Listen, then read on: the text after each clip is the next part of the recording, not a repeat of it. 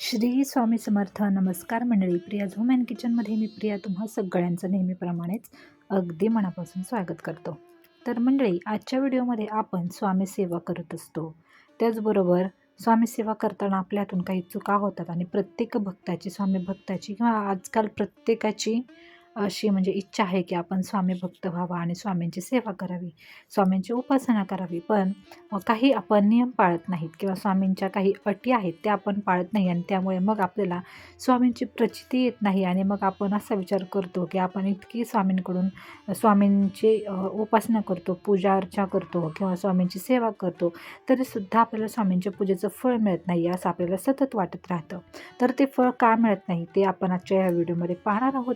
स्वामींची सेवा जर करायची असतील तर हे जे नियम आहेत हे आपल्याला सगळ्यांना पाळणं खूप बंधनकारक आहे. कारण स्वामींना फक्त सेवा महत्त्वाची आहे. मंडळी, आपण रोज स्वामींची उपासना करतो, पूजा करतो, मनोभावे प्रार्थना करतो, पण या सेवेमध्ये कुठेतरी काहीतरी राहिले आहे आणि आपण स्वामींच्या सेवेमध्ये काहीतरी कमी पडतोय असं आपल्याला नेहमी वाटत राहतं. काहीतरी चुकतंय, आपण पूजा करताना आपल्याकडून काहीतरी राहिले असेल आणि त्यामुळेच आपल्याला मग स्वामींच्या पूजेचं फळ मिळत नाही आहे असं आपल्याला सतत वाटत राहतं.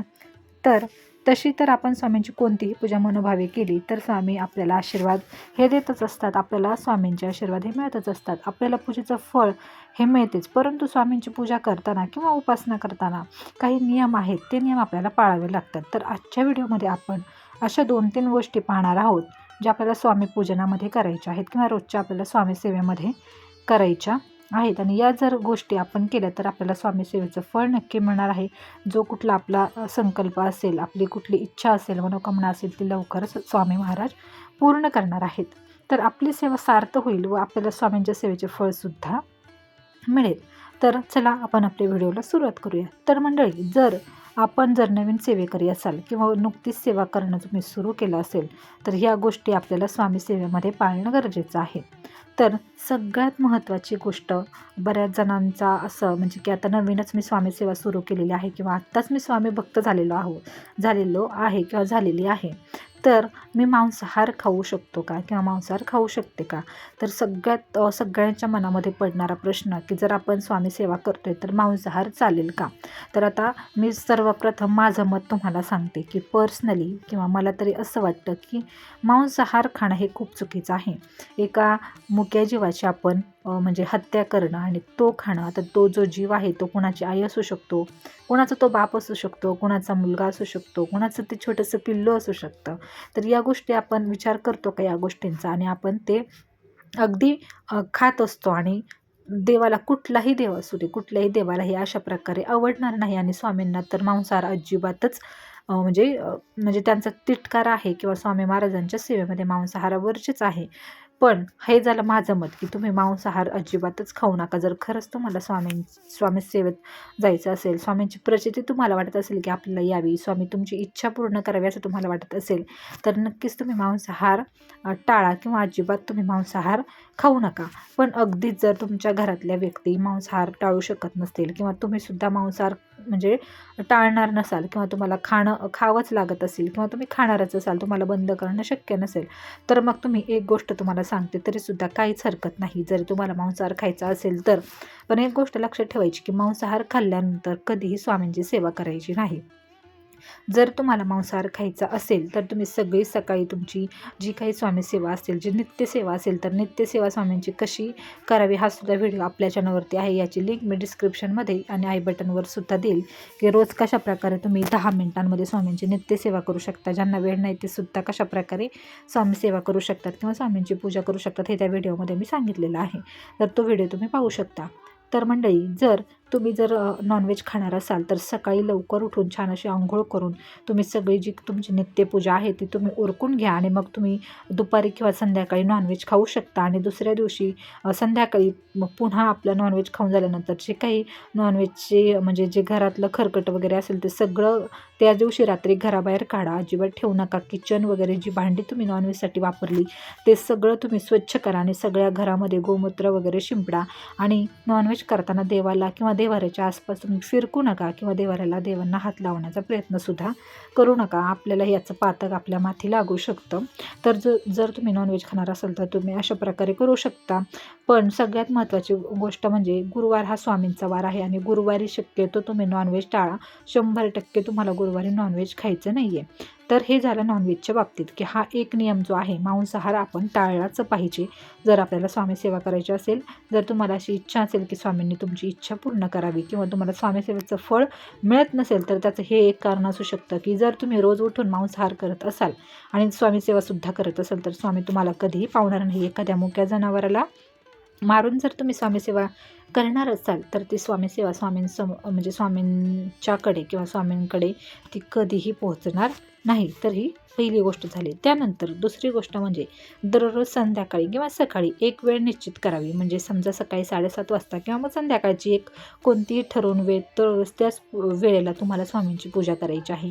स्वामींची पूजा करताना दररोज सर्वप्रथम आपण स्वामींचे स्वामीचरित्र सारामृत या अध्यायाचे वाचन करावे आणि ह्या अध्यायाचे वाचन दररोज तुम्ही 3 अध्याय तरी किमान वाचू शकता, कारण खूप पटकन होतात. अगदी 10 मिनिटांमध्ये तुम्ही रोजची नित्यसेवा स्वामींची करू शकता.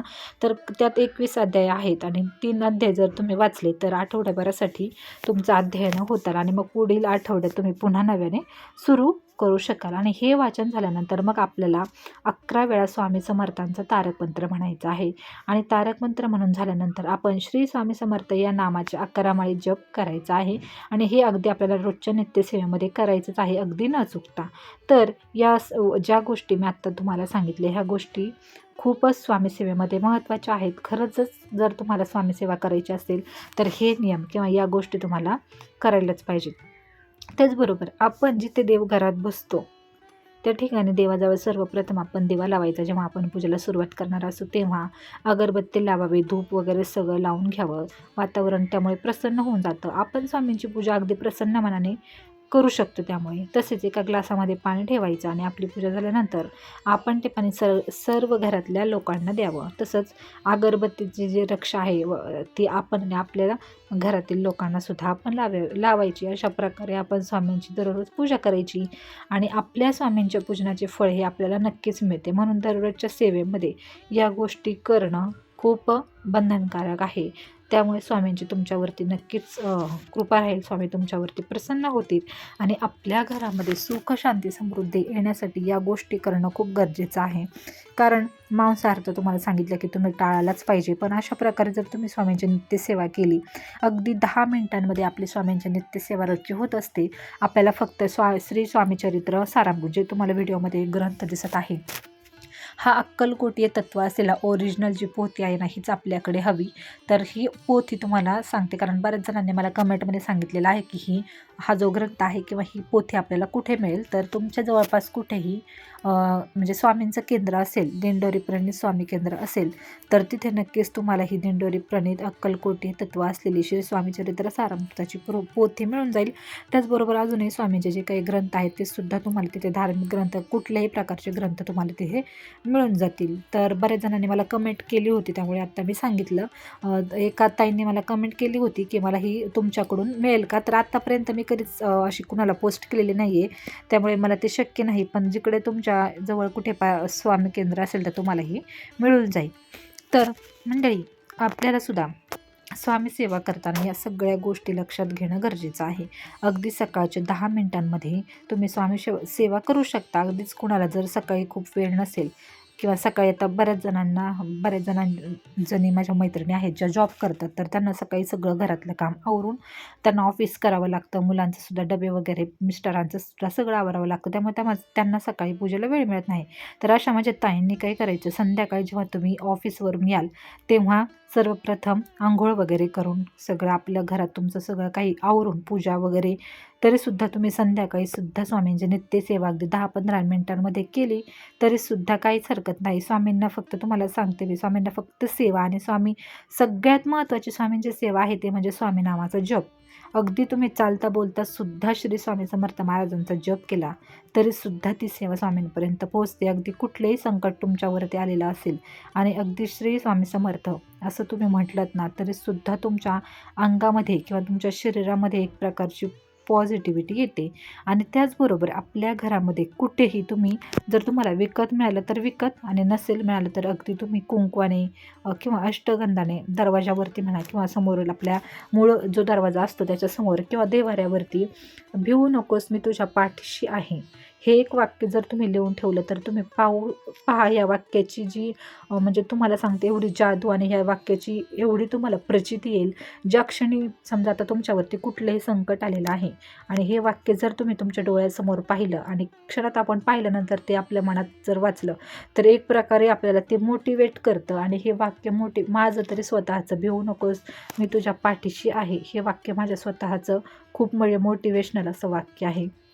कधीही मला कुठलाही प्रॉब्लेम आला तरीसुद्धा मला हे वाक्य नक्की आठवतं आणि श्री स्वामी समर्थ नामाचा जप माझा मनात चालू होत असतो. तर तुम्हीसुद्धा हा अनुभव घ्या. देव्हाऱ्यावरती किंवा मूळ जो दरवाजा आहे मुख्य दरवाजा त्याच्यावरती किंवा मुख्य दरवाजाच्या समोरची आपली भिंत असते की घरातून म्हणजे बाहेरून घरात आल्यावर समोरची भिंत दिसते, तर त्याच्यावरती तुम्ही भिवू नकोस मी तुझ्या पाठीशी आहे आणि श्री स्वामी समर्थ अशा प्रकारचं जर तुम्ही वाक्य लिहिलं तर त्याची तुमच्या घरामध्ये एवढी पॉझिटिव्हिटी पसरेल की तुम्ही हा अनुभव नक्की घ्याल. हा व्हिडिओ पाहिला जर तुम्ही संपूर्ण, तर तुम्ही हा अनुभव माझ्याशी नक्की शेअर कराल याची मी तुम्हाला 100% गॅरंटी देते. कारण हा माझा स्वतःचा अनुभव आहे. तर सुरुवातीला तर लिहिलेलं नव्हतं मी, पण जेव्हा आम्ही मध्ये अक्कलकोटमध्ये गेलो तर तिकडनंच मी घेऊन आलेली आहे आणि ते आमच्या मुख्य दरवाजावरती मी ते लावलेलं आहे. तर याने खूप पॉझिटिव्हिटी आपल्या मनामध्ये येते. खूप मोटिवेशनल असं वाक्य हे आहे. जेव्हा आपण खचलेलो असू, आपल्याला पूर्ण आपण नैराश्यात असू किंवा आपल्याला काही सुचत नसेल, आपल्यापुढे काही पर्याय नसेल, आपण दुःखात असू किंवा कधीतरी होतं असतं की आपल्याला खूप वाईट वाटलेलं असतं, तर अशा वेळी फक्त तेवढं एक वाक्य आपल्या मनामध्ये आपण गिरवत राहिलो ना तरी सगळे प्रॉब्लेम्स आपल्यापासून लांब चालत असं आपल्याला वाटतं. तर या आजच्या व्हिडिओमध्ये मी तुम्हाला स्वामी सेवा करताना कुठले नियम पाळणं बंधनकारक आहे तरच आपल्याला स्वामी सेवेचं फळ मिळू शकतं, तर हे तुम्हाला थोडक्यात सांगण्याचा प्रयत्न केलेला आहे. त्याचबरोबर कुठलं वाक्य आपण आपल्या घरामध्ये लिहून ठेवावं जेणेकरून आपल्याला नक्कीच आपले ऊर्जा येणार आहे आपल्या शरीरामध्ये आणि आपल्या घरामध्ये सुख शांती समृद्धीसुद्धा येणार आहे. तर हे सांगण्याचा छोटासा प्रयत्न केलेला आहे. तर आजचा हा व्हिडिओ तुम्हाला कसा वाटला आहे मला कमेंट सेक्शनमध्ये सांगू शकता किंवा कमेंटमध्ये तुम्ही श्री स्वामी समर्थ लिहायलासुद्धा काहीच हरकत नाही.